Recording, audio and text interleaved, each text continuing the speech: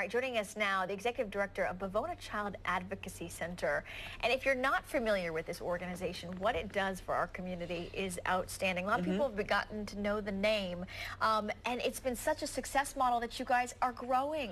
Growing huge, Literally. Jennifer. Yes. 11 years. 11 years. Yeah. No, can you believe it? Yeah. It's gone so fast. 11 years, and for those that don't know who we are, we provide comprehensive services to kids that have been sexually and physically abused.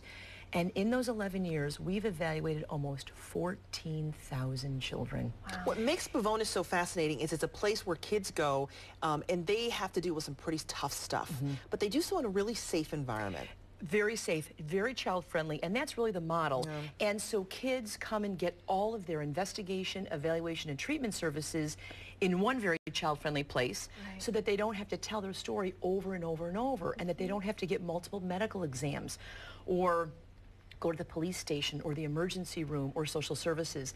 Everything happens in one very nice facility, and we have a whole lot nicer facility that we're going to hopefully talk about. Yeah, so we've always talked about this one-stop shop kind of a place. What will this new building bring? Well, what it'll bring, we've moved officially from 275 Lake Avenue to 1 Mount Hope Avenue. Okay. And we've gone from really sharing 8,700 square feet in the basement of the National Center for Missing and Exploited Children to having owning our own building at 1 Mount Hope, which is 30,000 square feet. So what we've been able to do is add our partner agencies, add more partner agencies. Oh, that's great. Expand our services. We used to have 1 medical exam room, now we have 2.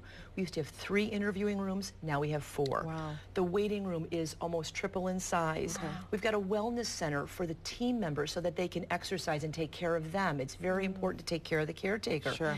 And a state-of-the-art training facility that is second to none. This is a dream come true for you, Mary. I know that you did such good work in that one location, but it's time to move up and into a larger space because unfortunately the number of cases is not going down. Exactly. And people say, geez, is there more child abuse? What's going on? And what I say is, there's a lot of child abuse, unfortunately, a lot of sexual abuse. You guys see it all the time. You report on it a lot. But what happens is there is a lot of abuse, but because the model works, that's what's happened. The model has worked. Our partnership has grown. With more professionals working on these cases, more professionals now what we call co-locating, which means they're all living under one roof, which is what's happening at 1 Mount Hope. Right. And better outcomes for kids, better prosecution rates, more kids into therapy, less traumatizing for children, and better success cases, and earlier healing.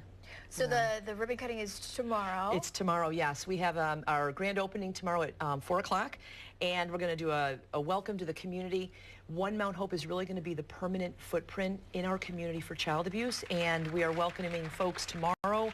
We'll have a formal ceremony and let people take tours, and we're very, very excited. Mary, for years I've driven by that building and I've never known much about it, but that's a building with a ton of history, isn't it? A ton of history. It's the oldest commercial building in Rochester, and it was really for a carting company, and it was through the feeder canal. It's completely renovated, and what's happened is for many, many, many years, it really wasn't utilized well. And so with our architect, Norbert Hausner, and in our GC, Charlie Kelly, they have now transformed the oldest building, which really, a couple of years ago, I was like, the smells. Yeah. To gorgeous, gorgeous place. You have got to see it. I'm going to have to stop by and see it. it. Looks like there's a lot of sunlight. It looks like a very cheery place. But very much. It's a reflection, too, I think, on what you've done over the past 11 years, because you had to raise millions to make this possible. Millions. And in just a short time period, and people gave.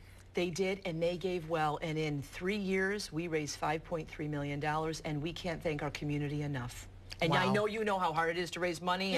And you know, it's just, there are many great causes out there, and we cannot be more appreciative. Well, children are one of the best causes, right? I always say, if you're going to spend money, why not spend it on children who really desperately need that? Absolutely. So, congratulations. Thank you so much. Mary, this is a big ladies. accomplishment. So Thank happy for you. Thank you very much. You and all your staff. Yeah. Absolutely. Great teamwork. All right, we are going to pause. When we come back, your local headlines. Check out the forecast coming up in just a moment. Stay with us.